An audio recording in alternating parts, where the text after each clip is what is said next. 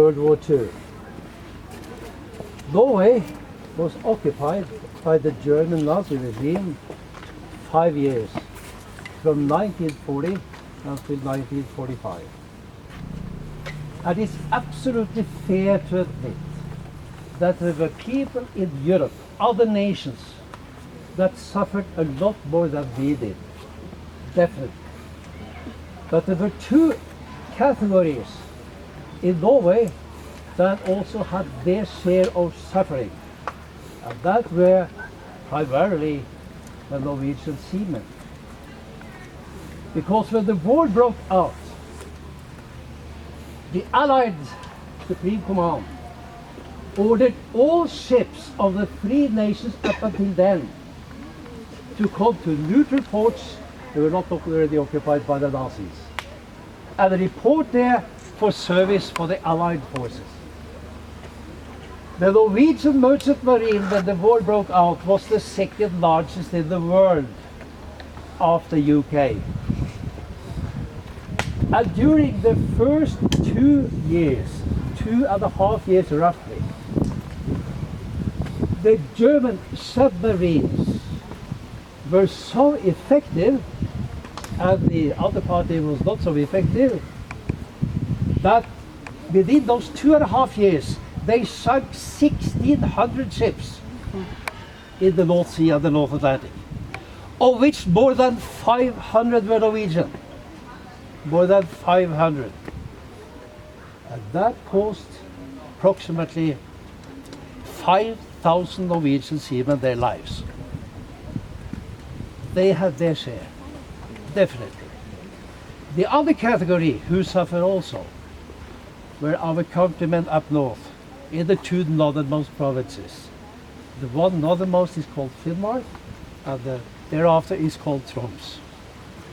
Because when the Germans had lost the final battle against the Russians up north in Murmansk, that was in October 1944, the German army, what was left of them, and there was very many, there was almost 400,000 German troops coming over the Norwegian border on the way, which was the intent to go back to Berlin and defend, of course, Berlin.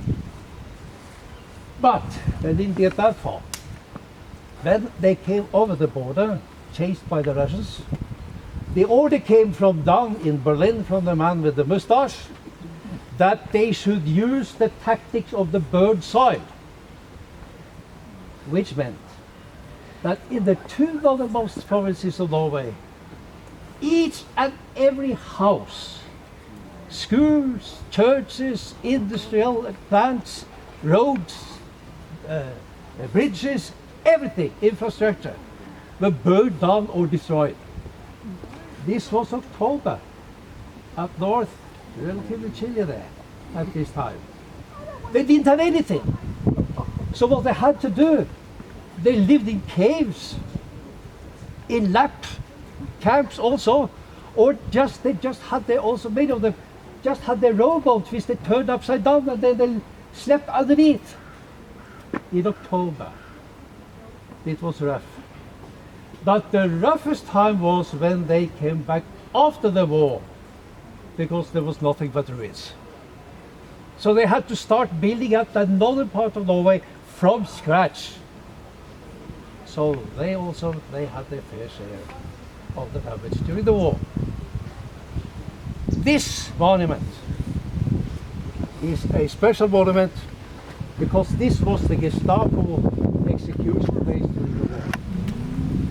So many good Norwegian patriots have been shot, executed at this place, and there was one specific event in this case by which the monument was primarily put up, and that was in February and March in the last war year, 1945.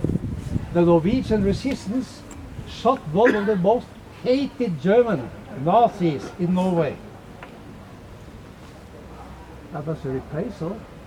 The Germans took out 42 prisoners, resistance men, sitting in the prisons, took them out to this place and shot them down. 42. at the end of February, beginning of March, just a couple of months before peace came. All the names of those 42, the youngest was only 18 years. All the names of them is on that stone that you can see by here. And this place here is decorated and is memorized each year on the 8th of May, because the 8th of May, that was the peace day. And normally also the king and the royal family is attending the ceremony at this place. So that was something special, you can say. The Resistance Museum is that building. If you have the time, if you are interested in history, and of course primarily the war history, it's a top museum. I can recommend it. So it's not very far from the ship. So if you like, you can visit it today.